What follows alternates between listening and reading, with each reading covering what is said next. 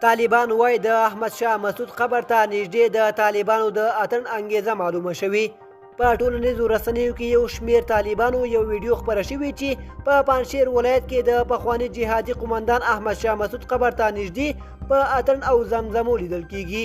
د ښاغلي مسعود پلویانو دا کار غندلی دی. د طالبانو ویاند ذبیح الله مجاهد نن چهارشنبه مې 4 په خپل ټویټر لیکلی دی چې د اتڼ کوونکو طالبانو دا کار د دوی د حکومت پالیسي نه ده.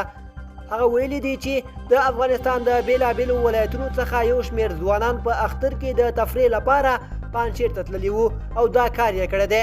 په خپره شوې ویډیو کې ښودل کېږي چې یو شمېر طالبان اتڼ کوي او تر شا په لږه لرې فاصله کې د احمدشاه مسعود مزار ښکاري.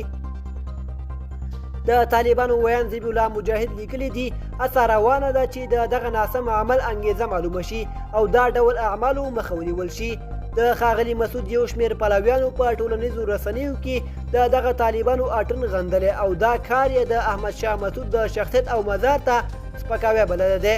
د بیلګې په ډول نقیب اورین چې ځان د افغانستان یو ورځپاڼې لیکونکی بولي په خپل ټویټر کې لیکلی دی چې د احمدشاه مسعود په مزار باندې نڅا نه افغاني نه اسلامي او نه هم انساني دود دی او دا کار یې د پیوستون د لړزونکو ستنو له نړولو پرته د هغه په خبره بل څه نه لري.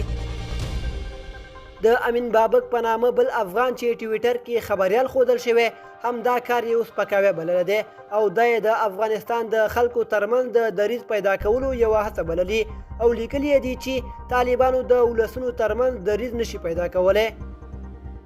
خو ځینې داسې کسان هم شته چې د طالبانو د اتڼ دومره جدي مسله نه ګڼي او وایي چې تر دغه اتڼ مخکې د احمدشاه مسعود مزار ته نږدې ځینو خلکو د پنجشیر دودیزه نڅا قرصک هم کړی دی او هغه وخت د دوی په باور دومره جدي غبرګون ښودل شوی نه و.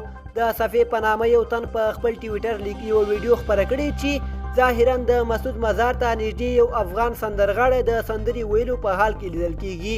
د لیکلي دي د احمدشاه مسعود په مزار باندې قرصک او پایکوبي روا ده خو اتڼ ناروا. دا باید ومنو چې نڅا کول او نڅول دواړه ناروا دي او باید وغندل شي. خو د طالبانو ویاند ذبیح الله مجاهد ټینګار کوي چې د دغه کار هدف جهادي شخصیتونو ته سپکاوی نه دی. هغه لیکلي دي چې حکومت یې د جهادي مشرانو درناوی کوي او مړیو ته سپکاوی مجاز نه دی او نه موږ دې کار ته اجازه ورکوو. دوستانو زموږ د نن ورځې خبر تر همدې ځایه و. تر بیا ښه وخت.